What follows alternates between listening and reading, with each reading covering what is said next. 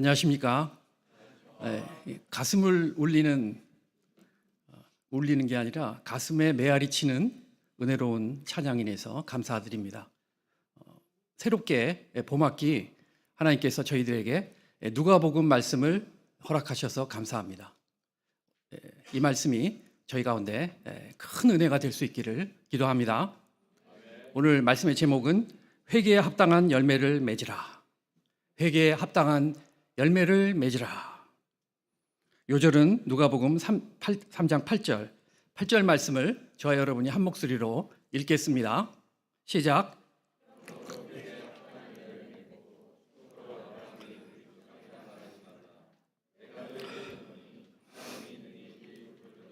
아브라함의 자손이 되게 하시리라. 누가복음은 신학자요, 역사가요, 또 사도 바울의 동역자인 의사 누가가 썼습니다. 이 누가복음의 주제는 하나님 나라는 어떤 나라인가? 우리가 어떻게 구원을 얻을 수 있는가? 예수님은 하나님의 그리스도이심을 증거하고 있습니다.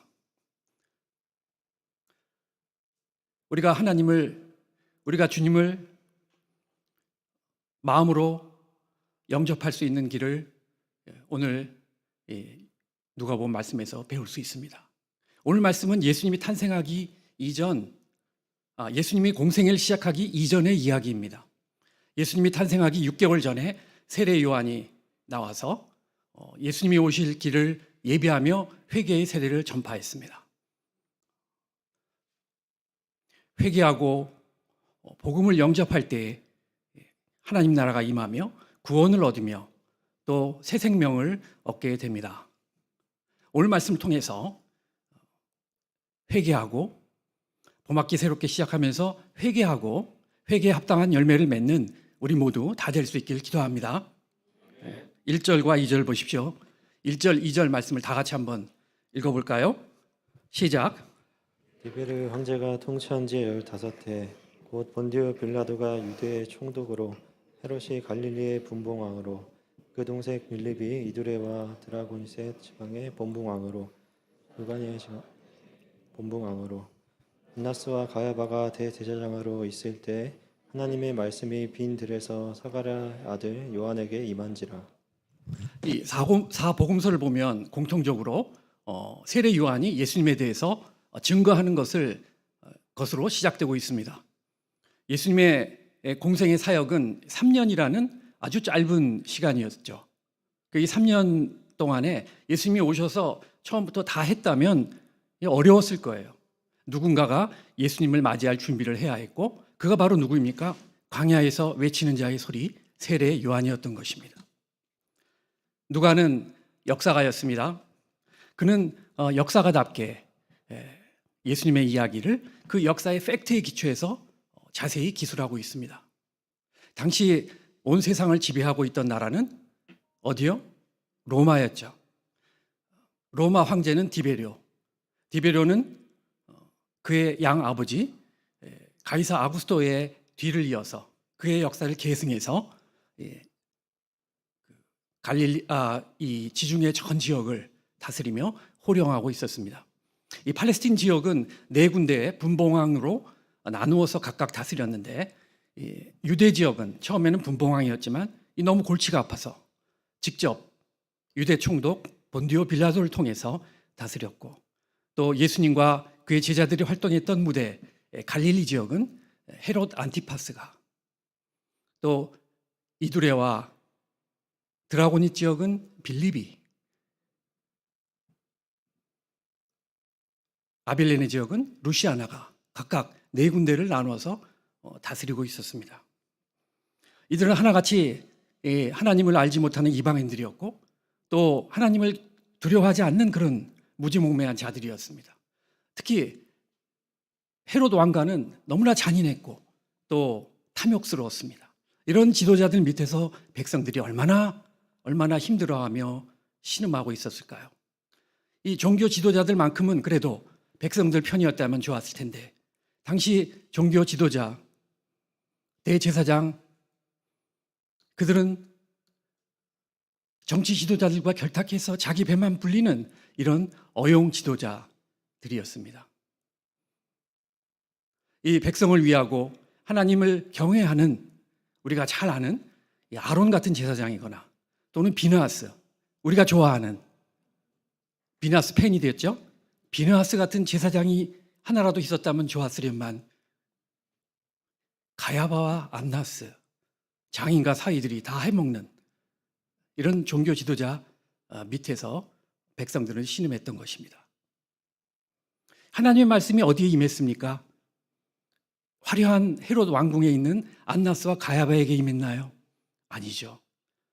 빈들에 있는 세례 요한에게 하나님의 말씀이 임했습니다. 하나님의 말씀이 임했다는 것은 참으로 놀라운 일입니다. 400년간 하나님의 말씀은 임하지 않았습니다. 그러나 이제 빈들에 있는 세례 요한에게 하나님의 말씀이 임한 것입니다. 말라기 선지자 이후 깜깜했던 영적 그 암흑을 깨고 드디어 한 줄기의 빛이 빈들에 있는 세례 요한에게 임했던 것입니다. 빈들은 어떤 곳일까요? 빈들은 빈들빈들거리기 좋은 곳인가요? 빈들이 상징하는 바가 무엇입니까? 빈들에서 세례 요한은 검소하고 청빈한 생활을 했습니다.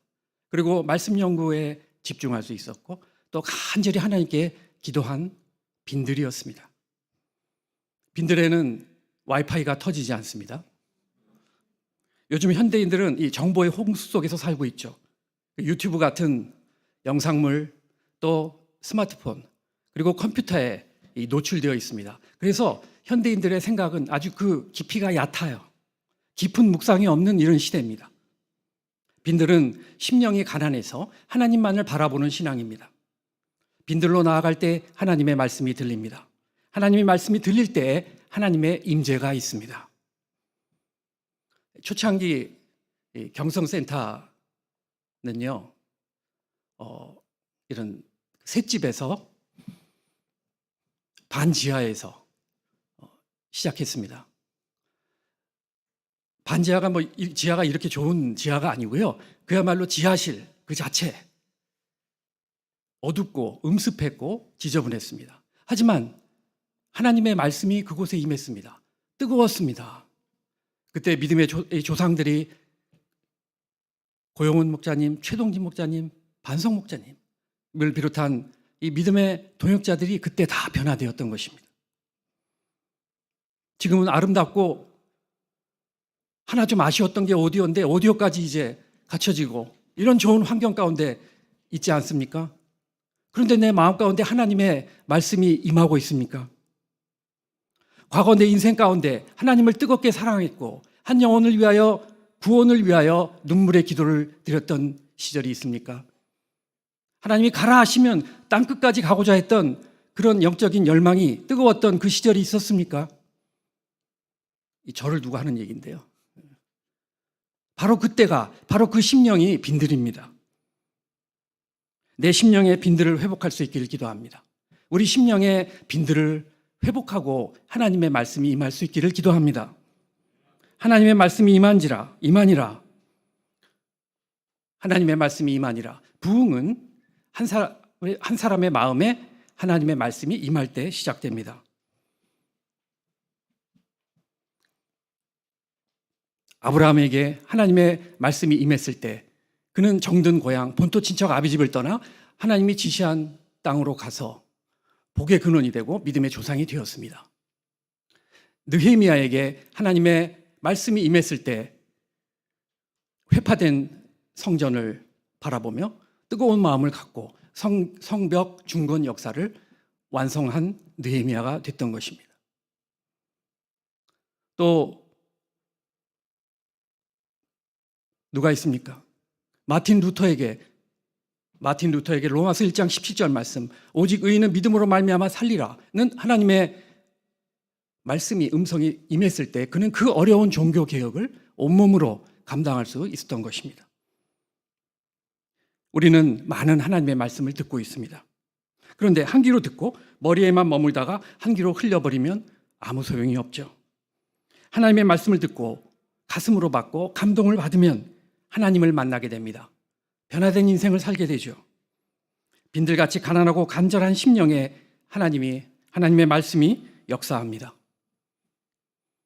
우리 모두 빈들을 회복하고 하나님의 말씀이 우리 심령에 임할 수 있기를 기도합니다. 3절을 보십시오. 3절 말씀을 다 같이 한번 읽어볼까요? 시작.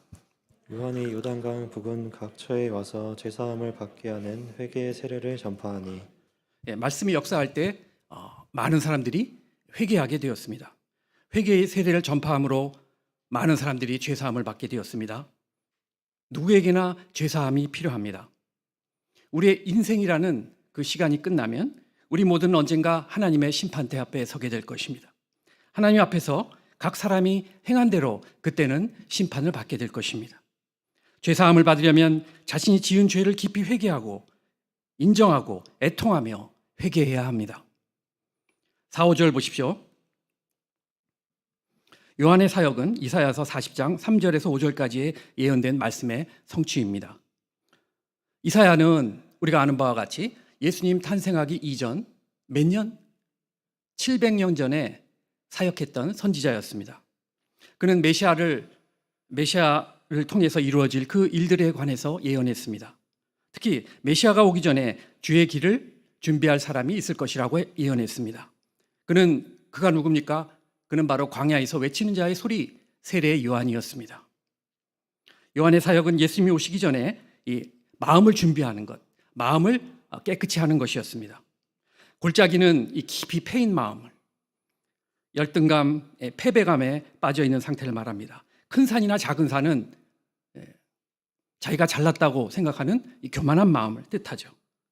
굽은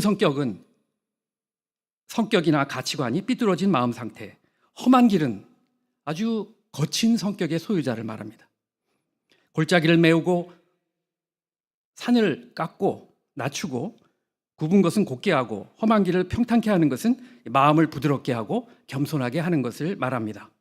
세례 요한은 회개의 메시지를 전함으로 사람들이 회개하고 부드럽고 겸손한 마음을 예수님을 맞이할 수 있는 마음 준비를 할 수 있도록 도왔던 것입니다. 이런 도움을 통해서 많은 사람들이 하나님의 구원을 보았습니다. 예수님을 만나려면 마음 준비가 필요합니다. 가난한 마음입니다. 예수님 외에는 다른 길이 없다는 이런 간절한 마음, 간절한 심령이죠. 자기 죄를 인정하고 예수님께 나와야 합니다. 7절을 보십시오. 요한이 세례받으러 나오는 무리에게 이르되 이 독사의 자식들아 누가 너희에게 일러 장차 올 진노를 피하라 하더냐. 이 모처럼 몰려오는 사람들에게 참으로 심한 말을 했습니다. 이런 거죠. 이제 우리 좀 있으면 바이블 아카데미를 하는데요. 별로 초청하고자 노력도 하지 않았는데 양떼들이 발 디딜 틈 없이 그냥 꽉 들어찬 거예요. 또 미처 못 들어온 양들이 밖에서 들어가게 해달라고 아우성을 치는 거예요. 상상도 못합니까? 상상 한번 해보는 거예요. 그러면은 오정훈 목사님이 여기 젊은 신입생들만 들어오라고, 나머지는 들어오지 말라고 밖에서 카트하고 이런다면 얼마나 좋겠습니까? 얼마나 감사할까요? 그런데 거기다 대고 이 독사의 자식들아 그러면은 과연 얼마나 남아있을까요? 그런데 이들은 놀랍게도 화를 내거나 기분 나빠하지도 않고 기가 막 죽어서 말하는 거예요. 그러면 우리가 어떻게 해야 하죠? 이런 반응이 나오는 거예요. 어떻게 이럴 수가 있죠? 독사의 자식들아 그렇게 하면 다 역사하는 거예요? 하나님의 말씀이 요한에게 임했고 요한의 말씀에 권위가 있었기 때문입니다. 하나님의 말씀이 그에게 임했기 때문이에요. 독사의 자식이란 사단 마귀의 자녀라는 뜻이죠. 이 사단 마귀의 지배 아래에 있는 자들을 뜻합니다. 독사는 그 입에서 독이 나오기 때문에 독사에게 물리면 사람들은 죽습니다. 이는 당시 외식하는 종교 지도자들과 유대인들을 가리키는 것입니다. 그들은 그들에게 그 위선적인 삶, 이 잘못된 가르침이 독이 되어서 사람의 영혼을 죽였습니다. 특히 종교 지도자들은 백성들이 죄 사함을 받도록 도와야 하는데 회개하도록 도와야 하는데 방해를 했으니 그들의 죄가 잘못이 얼마나 큰 것일까요? 자신들이 먼저 회개해야 한다는 것입니다. 8절 보십시오. 8절 말씀을 다 같이 읽어볼까요? 시작. 그러므로 회개에 합당한 열매를 맺고 속으로 아브라함이 우리 조상이라 말하지 말라. 내가 너희에게 이르노니 하나님이 능히 이 돌들로도 아브라함의 자손이 되게 하시리라. 회개에 합당한 열매를 맺고 keeping with repentance라고 쓰였습니다. 이 한 번 제사 드리는 것, 한 번 회개하는 것이 아니고요. 계속해서 회개하라는 뜻이죠.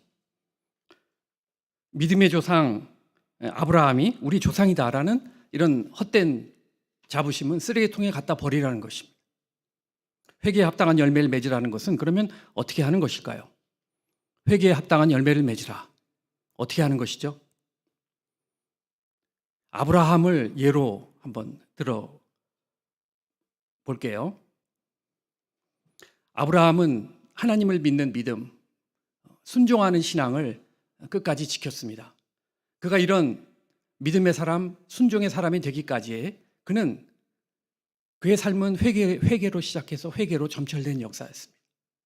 창세기 17장에서 그가 자기중심적이 되었을 때 하나님께서 나타나서 너는 내 앞에서 행하여 완전하라 책망하시자 그는 회개했습니다.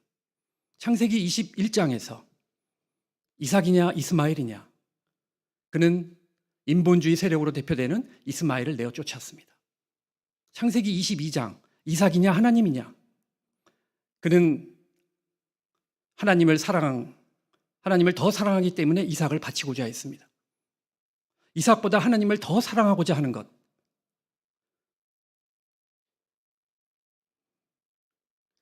순종의 열매, 믿음의 열매를 맺기까지 아브라함의 일생은 회개의 연속이었던 것입니다. 유대인들은 율법을 지키면서도 율법의 정신을 몰랐고 입술로는 하나님을 찾았지만 마음으로부터는 하나님으로부터 멀리 떨어져 있었습니다. 그러면서도 아브라함의 자손이니까, 아브라함의 후손이니까 나는 당연히 구원받지라고 착각하고 있었습니다. 하나님은 이 돌들로도 아브라함의 자손이 되게 할 수 있다라고 꾸짖으셨습니다. 우리도 UBF 목자다, 또 양을 몇 명 친다, 2세다라는 헛된 자부심을 갖기보다 지속적인 회개를 통한 믿음의 열매, 순종의 열매를 맺을 수 있기를 기도합니다. 회개란 무엇입니까? 회개는 죄에 대해서 반성하는 것이 아닙니다. 소감을 통해서 소감을 반성문으로 쓰고 끝나는 것이 아니에요. 회개는 의지적인 결단입니다. 변화된 삶까지 연결되는 것이 회개입니다. 회개에 합당한 열매를 맺는 것은 그래서 구체적인 삶의 변화로 나타나는 것이죠. 게으른 자가 새벽에 일찍 일어나서 기도하고 하나님의 말씀을 받고 묵상하고 하루를 시작합니다. 게임에 빠져서 집을 도통 나오지 않던 자가 은혜 받고 교회에 자주 나오며 말씀을 듣고 학과 공부를 열심히 감당합니다. 돈 벌 생각만 하고 돈 버는데 시간을 다 쓰던 자가 물질과 사랑을 나누어 주는 자로 변화됩니다. 9절 보십시오. 이미 도끼가 나무 뿌리에 놓였으니 좋은 열매 맺지 않은 나무마다 찍혀 불에 던져지리라. 하나님의 심판이 임박했음을 말해줍니다. 이 나무가 이렇게 있는데 나무꾼이 그 나무를 찍기 위해서 도끼를 갖다 놓은 거예요. 이제 한숨 돌리고 도끼자루를 잡고 이제 찍기 일보 직전이라는 거예요. 요즘 마지막 심판이 임박했음을, 마지막 때가 가까웠음을 보고 있습니다. 코로나 바이러스가 3년째 창궐하고 있고요. 또 아프가니스탄 사태에 이어서 또 러시아 우크라이나 전쟁 소식이 들려옵니다. 그 어느 때보다 사랑이 식어지고 있고 또 거짓 메시아가 도처에 판을 치고 있는 등 말세의 징조를 몸으로 느끼고 있지 않습니까? 그러므로 우리는 반드시 지금 회개하고 회개에 합당한 열매를 맺어야 합니다. 열매 맺지 않는 나무는 도끼로 찍어 불에 던져질 것입니다. 이런 절박성을 갖고 지금 당장 회개하고 회개에 합당한 열매를 맺어야겠습니다. 아멘. 다시 하겠습니다. 지금 회개하고 회개에 합당한 열매를 맺어야겠습니다. 아멘. 또한 복음의 긴박성을 가지라는 뜻도 됩니다. 마치 이제 비행기 탑승 시간이 임박하면요, 어떻게 합니까? 쇼핑하거나 또는 구경하거나 하지 않죠. 그 비행기를 타기 위해서 그 탑승구에 대기합니다. 왜 그래요? 탑승 시간을 놓치면 아주 낭패를 보기 때문이죠. 이와 같이 지금 복음 증거하지 않으면 그 형제에게 복음을 증거하지 않으면 그는 곧 심판이다, 죽을 수밖에 없다라는 그런 긴박함을 가지라는 것입니다. 10절 보십시오. 무리가 물어 이르되 그러면 우리가 무엇을 하리이까? 요한의 메시지는 마치 살아있는 검과 같았습니다. 히브리서 4장 12절, 하나님의 말씀을 살아있고 활력이 있고 좌우에 날선 어떤 검보다 예리하여 혼과 영과 및 관절과 골수를 찔러 쪼개기까지 하며 또 마음의 생각과 뜻을 판단하나니. 말씀의 검에 찔린 사람들은 우리가 어떻게 하여야 하리이까 말했습니다. 말씀의 은혜 받은 사람은 말씀을 내 삶에 어떻게 적용해야 할지를 문제의식을 갖는 것이죠. 11절 볼까요? 다 같이 11절 말씀을 읽겠습니다. 시작. 대답하여 이르되 옷 두 벌 있는 자는 옷 없는 자에게 나눠줄 것이요 먹을 것이 있는 자도 그렇게 할 것이니라 하고. 옷 두 벌 있는 사람은 하나를 나눠주라고 하죠. 옷 몇 벌 갖고 계십니까? 글쎄요, 한 최소 10벌 이상은 갖고 있지 않나요? 사계절용으로. 뭐 몇 벌인지는 중요하지 않고요. 두 벌 있는 자에게도는 한 벌을 나눠주라. 두 벌 있는 자는 그렇게 넉넉하고 여유 있는 것이 아니잖아요. 그래도 나눠주라는 것입니다. 이건 돈이 많아서 나눠주라는 것이 아니겠죠. 먹을 것도 그렇게 하라고 합니다. 먹을 것을 이렇게 나눠주는 역사가 우리 가운데 풍성히 있길 바랍니다. 사랑은 나누는 것입니다. 사랑은 필요에 따라 필요한 자에게 주는 것이죠. 이것이 행함과 진실함으로 사랑하는 것입니다. 참된 사랑을 하는 것이죠. 나눔은 사랑의 실천이요, 나눔은 부자가 하는 것이 아니라 은혜 받은 자가 하는 것입니다. 12, 13절 보십시오. 세리들에게는 부과된 것 외에는 거두지 말라 하십니다. 당시 세리들은 이 로마 정부의 그 약정한 액수보다 훨씬 더 많이 걷어서 자기가 착복을 했습니다. 부당하게 열심히 돈을 거둠으로, 많은 돈을 거둠으로 부자가 되었죠. 그가 많이 거둔 만큼 그만큼 어느 누군가는 빼앗겼을 것이고 그만큼 가난해졌을 것이에요. 고통을 받았겠죠. 세리들에게 탐욕을 부리지 말고 정직하라 합니다. 14절 보십시오. 군인들에게는 강탈하지 말고 거짓 고발하지 말고 받는 급료를 족한 줄로 알라 합니다. 군인들은 힘이 있기 때문에 힘으로 그 사람들의 돈이나 소유를 강제로 빼앗았습니다. 반항하면 때렸죠. 마치 그 우크라이나를 침공한 러시아와 같았습니다. 무고한 사람들을 잡아서 고발했습니다. 이런 부정한 방법으로 부를 쌓았습니다. 공의를 행하라는 뜻이죠. 이처럼 참된 회개란 나의 잘못된 생활 습관, 잘못된 직업 의식을 바꾸라는 것입니다. 안으로 오그라든 이기심을 회개하고 무사한 일, 게으른 습관을 회개하고 적극적으로 사랑을 실천하고 공의를 행하라는 것입니다. 15절 보십시오. 15절 보십시오. 요한이 빈들에서 메뚜기와 석청을 먹으며 말과 행동이 일치하는 삶, 언행일치의 삶을 보고 또 그가 회개의 세례를 전파했을 때 많은 사람들이 몰려와서 회개하고 세례받는 것을 통해서 사람들은 그가 그리스도가 아닌가라고 생각했습니다. 이때 요한이 아무 말도 안 하면 어떻게 되는 거죠? 아무 말도 안 하면 이제 거짓 메시아, 이단이 되는 것이죠. 인정받을 때가 어찌 보면 요한에게는 위기였습니다. 그러나 요한은 자기 부인하고 메시아를 적극적으로 증거합니다. 16절을 다 같이 읽어볼까요? 시작. 요한이 모든 사람에게 대답하여 이르되 나는 물로 너희에게 세례를 베풀거니와 나보다 능력이 많으신 이가 오시나니 나는 그의 신발끈을 풀기도 감당하지 못하겠노라. 그는 성령과 불로 너희에게 세례를 베푸실 것이요. 자신은 물로 세례를 베푸는 자요 그리스도가 아니라고 증거했습니다. 자신은 그의 신발끈을 풀기도 감당치 못하겠노라. 신발끈을 푸는 하찮은 종보다도 못한 자다라는 뜻이죠. 그는 자신을 낮췄습니다. 그는 진실로 겸손했습니다. 요즘 사람들은 자기 자랑하기를 좋아합니다. 다른 사람들의 그 인정과 칭찬에 목말라 하죠. 이 자기 자랑은 우리의 끈질긴 본성입니다. 그런데 어떻게 우리가 자기 자랑하지 않고 예수님만을 자랑할 수 있을까요? 요한에게는 하나님의 말씀이 있기 때문이었습니다. 자기의 사명을 정확히 알고 있기 때문입니다. 예수님을 진심으로 사랑했기 때문입니다.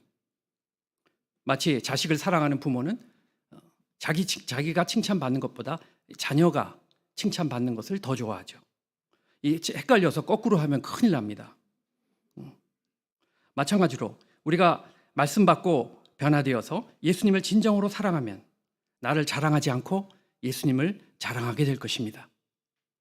요한의 세례는 물세례입니다.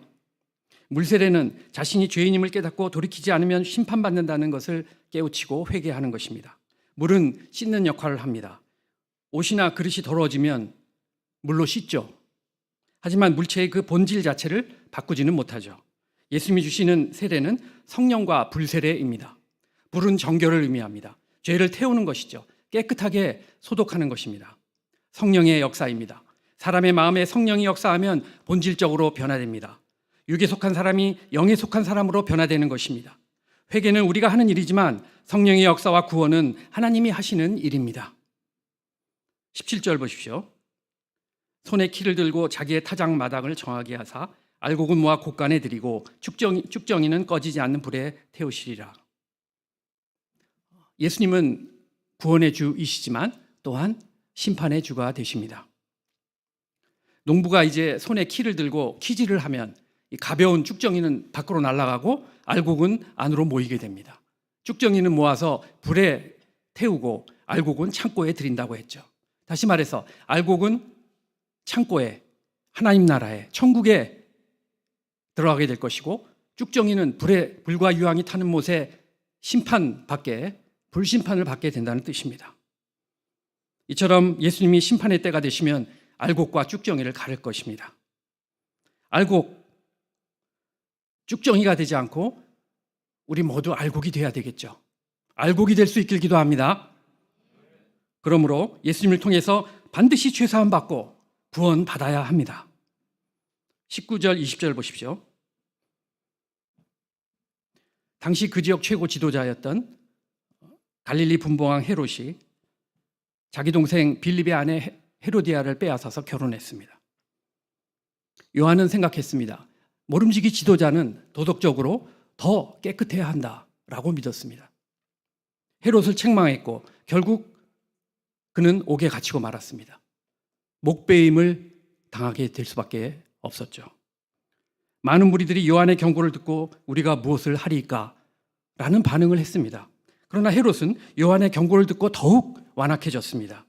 자신의 죄를 합리화했고 요한을 옥에 가두고 죽이게 됩니다. 회개하는 무리가 될 것인가? 아니면 완악한 헤롯이 될 것인가? 말씀 앞에 우리가 분명히 해야 할 것입니다. 저는 회개에 합당한 열매를 맺으라 하는 말씀을 가슴으로 받게 되었습니다. 저는 이름이 아브라함이다. 자격이 있어서 아브라함 한 것이 아니고 어찌하다 보니 첫 번째로 와서 아브라함이 되었습니다. 혼자이기 때문에 한 아브라함이다. 그래서 또 러시아 개척 선교사의 삶을 살았다라는 헛된 자부심이 있었습니다. 이 나이에 지금 이만하면 잘하고 있는 거 아니야? 하는 자기 만족과 언행이 일치하지 않는 위선적인 삶, 영적 안일과 이기심의 죄에 빠져 지냈습니다. 코로나 때문에 어쩔 수 없다는 핑계를 댔습니다. 아주 핑계대기 좋은 것 같아요. 코로나 때문에. 코로나 때문에. 그러다가 우크라이나 사태를 보면서 심판의 긴박성을 느꼈고 오늘 말씀을 통해서 회개하게 되었습니다. 이제는 제가 진정으로 회개에 합당한 열매 맺는 인생 살 수 있기를 기도합니다. 결론적으로 하나님은 봄학기를 시작하는 우리가 하나님의 심판이 가까웠음을 인식하고 주님 앞에 나아가 회개하기를 원하십니다. 위선과 헛된 자부심을 깨고 교만과 안일과 이기심의 죄를 회개하기를 원하십니다. 입으로만 회개하지 말고 회개에 합당한 구체적인 열매 맺기를, 삶의 변화까지 이루는 진정한 회개하기를 원하십니다. 회개하고 회개에 합당한 열매를 주렁주렁 맺는 종들이 우리 모두 다 될 수 있기를 기도합니다. 네, 기도하겠습니다. 사랑과 은혜의 주님, 오늘 귀한 말씀을 가슴으로 받습니다. 회개에 합당한 열매를 맺으라는 이 지엄하신 주님의 음성 앞에 저희가 말씀을 가슴으로 받고 회개하고 삶이 변화되기까지 회개에 합당한 열매 맺는 종들이 되도록 축복하여 주십시오. 예수 이름으로 기도했습니다. 네.